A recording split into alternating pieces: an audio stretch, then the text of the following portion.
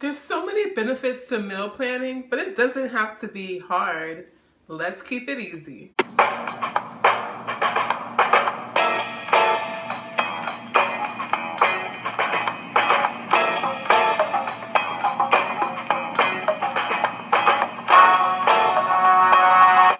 Welcome back to Natural Vegan Mama. So happy to see you guys. For those of you who don't know me, my name is Shantae and I'm a vegan coach.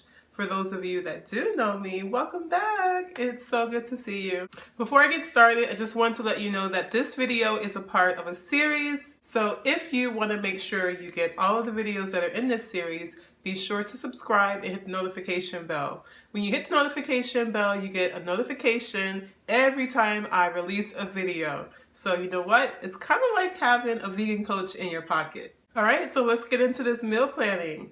In 3, 2, 1, let's get started. So the first step you need to figure out for meal planning is what kind of meals you're going to be making. What is the purpose of meal planning? Are you meal planning because you want to lose weight? Are you meal planning because you just want to maintain the weight that you have? Are you trying to incorporate different foods into your diet? Are you cooking for a family? Do you have kids? What is the game plan for the meal? So that's the first thing you need to figure out for meal planning. So the second thing that you want to do for meal planning is think about the recipes.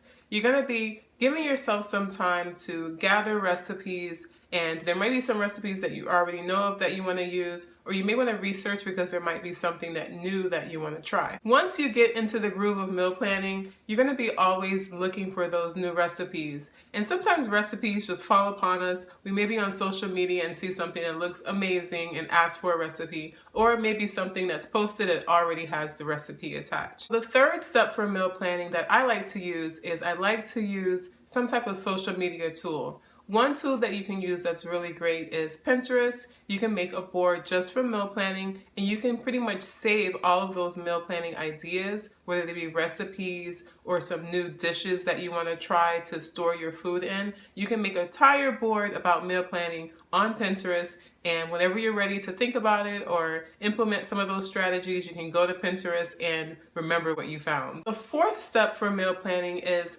to figure out if you want to go with any themes. Themes are really great because it kind of takes the stress off of figuring out what you're going to eat that day, and they're a lot of fun. So some of the themes could be, Taco Tuesday, or you could have a pizza night or a Chinese night, anything that you want to do to kind of incorporate some fun. And maybe you can even get the family involved if you're cooking for a family and have them determine like what kind of themes you're going to use. That way you get a lot of people in your family on board, and if you're transitioning into a vegan lifestyle, then they will also be feeling like they are a part of it all and more inclined to eat that delicious vegan food that you're making. The fifth step is to make a grocery list, because now you are ready, you're locked and loaded, and you're ready to go to the grocery store. But before you 100% locked and loaded, you need a grocery list so that you remember what you're buying. So getting a grocery list together is definitely key. And I will leave some apps below that are really great for putting together a grocery list. Or you can go old school and just write it on a piece of paper. I do that sometimes. I switch back and forth from technology to paper. The sixth step is super handy if you're trying to save money. Coupons, okay? Coupons is a really great way to save money. You can use coupons that are online coupons, or you can check your local sell paper and see what kind of coupons are there. Hey guys, I just wanted to pop into the video really quick to let you know you can sign up for my newsletter.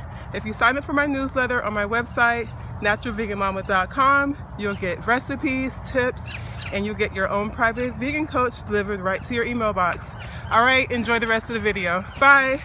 The seventh step is to determine what kind of containers you're going to use. Now, with meal planning, you can prep a lot of different ways. You can do it where you're prepping a lot of food, where you have like a lot of brown rice and a lot of beans and a lot of veggies that are ready on hand, so that whenever you decide to create a meal from those using the recipes that you've gathered, all of the ingredients are already prepped. Or you can do it the other way, which is to make predetermined meals so that you know what you're eating each step of the way for the week. So after you determine your containers you're going to use, you already have your grocery list, you already made your recipes, all of that good stuff. now it's time to go to the grocery store, right? So you're gonna go to the grocery store, you are ready to get everything that you need. You can bring everything home. Once you bring everything home, you're ready to start preparing meals. So I like to do this on Sunday. I'll just take some time out to prepare some things, whether it's in bulk or if it's individual meals for myself for my lunch. I like to do that. And I also like to make sure that everyone in the house is happy. So whether it be snacks, I'll get some individual snack containers for myself or for my son and have lunch prepared, because my son does take lunch to school. So if you're making lunch for your children, it's a really nice thing to have that lunch ready already, so that you're not trying to make the lunch first thing in the morning when you're getting ready for work and you're trying to just get out the door and make it there on time. If all of this seems a little bit overwhelming to you, don't worry, I got you. I've actually created a 7-day meal plan with breakfast, lunch, dinner, and snacks. So all you have to do is just go through it, look at the recipes, and you're good to go. I'm gonna leave that link in the description box below. And that's all for this video. So make sure you subscribe so you don't miss the next video in this series, and I will see you in the next one. Bye.